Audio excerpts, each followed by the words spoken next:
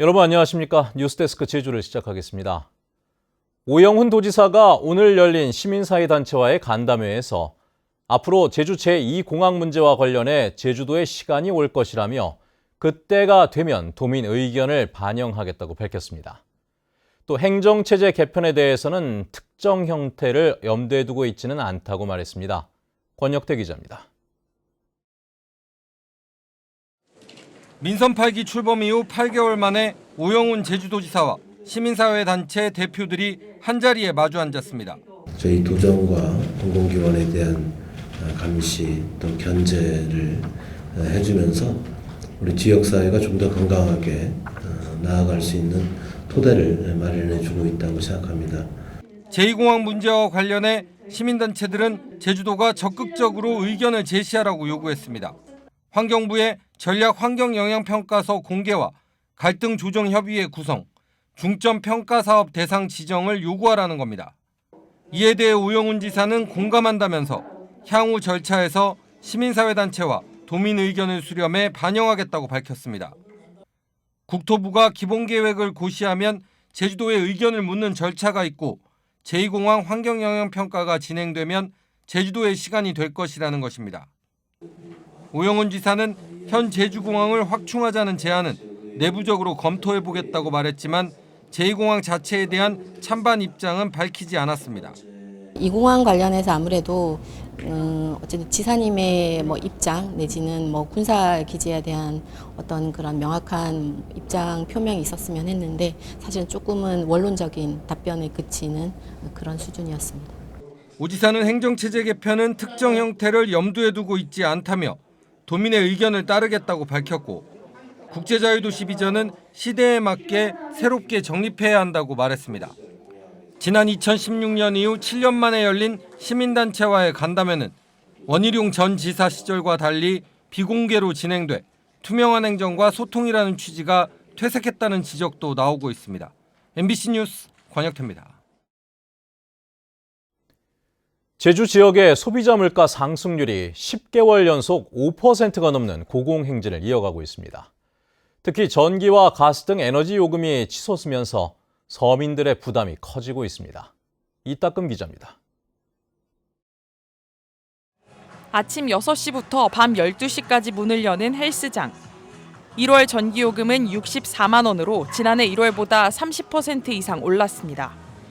겨울철이 되면서 전기를 사용하는 운동기구뿐만 아니라 온풍기 사용량도 부쩍 늘었습니다. 온풍기 6대 중 2대만 가동하고 있지만 전기요금을 감당하기 어렵습니다. 회원분들 입장에서는 이제 추울 수도 있기 때문에 저희가 이제 안 틀 수도 없고 어떻게 보면 이제 새벽부터 저녁까지 계속 틀다 보니까 저희 업장에서는 부담이 될 수밖에 없죠. 사회복지시설도 상황은 마찬가지. 추운 날씨에 방 안에서 두꺼운 옷을 껴입고 겨울 이불을 덮었습니다. 지난달 난방비는 460만 원으로 지난해 1월보다 30%나 올랐습니다. 난방용 등유와 심야 전기료가 오르는 바람에 보일러 가동 시간을 줄이고 있습니다. 좀 많이 추워하죠. 특히 많이 추워. 여기 있는 분들이 지금 50대 이상 되시는 분들이 대부분이거든요. 그 아끼려고 좀 하다 보니까 생활관에서 우리 생활하시는 분들이 이제 마루 바닥에 이불이나 담요 깔아놓고요. 내복 입고. 지난달 제주 지역 소비자 물가 지수는 1년 전보다 5% 올라 고공행진을 이어갔습니다.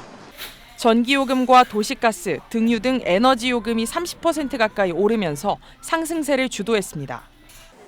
빵과 우유, 치킨 등 식료품도 10% 이상 올라 소비자들의 부담이 커졌습니다. 제주도는 홀로 사는 노인 등 취약계층과 사회복지시설에 난방비 27억 원을 긴급 지원하기로 했습니다. 동절기 기상예측과 국제정세를 감안해 복지 사각지대에 있는 취약계층을 우선적으로 지원해 난방비 부담을 해소할 계획입니다. 하지만 전기와 가스 등 에너지 요금 상승세는 당분간 이어질 것으로 보이고 택시 요금과 주류 가격도 오를 예정이어서 서민들의 한숨은 깊어지고 있습니다. MBC 뉴스 이따금입니다. 바다의 불청객으로 불리는 해조류 괭생이 모자반이 올해도 어김없이 제주 해안가로 떠밀려 들어오고 있습니다. 해마다 치우는 것 말고는 별다른 방법이 없어 어민들이 골머리를 앓고 있습니다. 김하은 기자입니다. 갈색 물체가 바다 위를 둥둥 떠다닙니다. 포구에 가까이 다가갈수록 갈색 덩어리들이 한 무더기를 이루더니 포구 전체를 갈색빛으로 물들였습니다.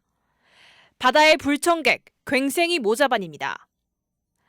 지나가던 멸치도 괭생이 모자반에 걸려 옴짝달싹을 못합니다.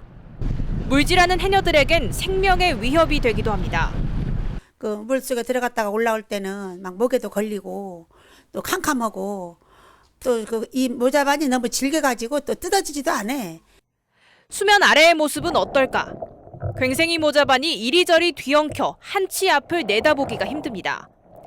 이렇게 한꺼번에 떠밀려 오는 날엔 어민들은 조업을 포기해야 합니다.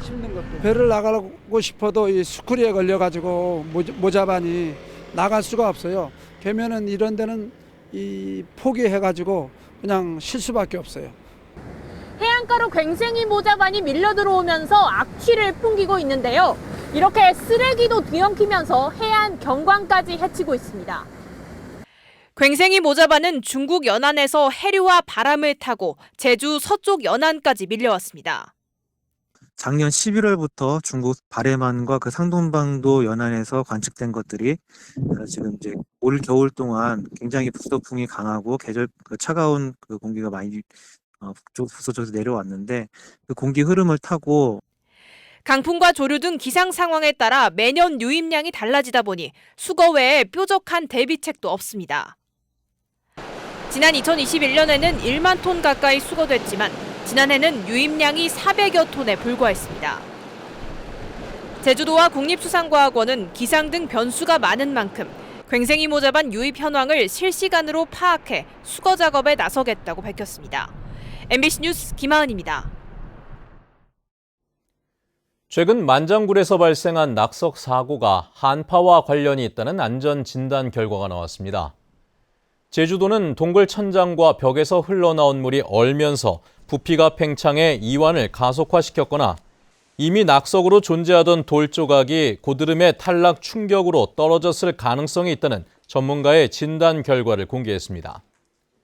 제주도는 만장굴의 암석 상태가 양호해 대규모 낙석 발생 가능성은 없다며 긴급 보수한 뒤 다음 달쯤 개방할 계획입니다. 제주도가 당초 모레까지였던 대설과 한파, 농작물 피해 신고 접수 기간을 오는 13일까지로 9일 연장했습니다. 이는 월동무의 언 피해가 10일에서 15일 정도 지나야 나타나는 특징을 감안한 것입니다. 지난달 31일까지 접수된 농작물 피해 신고 면적은 901헥타르 가운데 월동무가 87%를 차지했습니다. 4년 만에 대면 행사로 열리는 2023 개묘년 탐라국 입춘굿이 오늘부터 시작됐습니다. 첫날인 오늘은 도내 관공서와 오일장, 공항 등을 돌아다니며 애군을 없애는 춘경 문굿 등 거리굿이 열렸습니다. 내일은 나무로 소를 만들어 고사를 지내는 낭쇠코사 등 열림굿이 열리고 입춘인 모레는 18,000여 신을 모시는 초감제 등 입춘굿이 진행됩니다. 제주형 행정체제 도입 권고안이 오는 11월에 확정될 것으로 보입니다. 제주도는 행정체제 공론화 연구 용역 착수 보고회에서 9월부터 10월까지 도민 설명회와 토론회, 여론조사 등을 실시해 11월쯤 권고안을 도출하기로 했다고 밝혔습니다. 하지만 착수 보고회부터 회의 내용은 물론 보고회 자료집도 공개하지 않았습니다. 뉴스데스크 제주였습니다. 여러분 고맙습니다.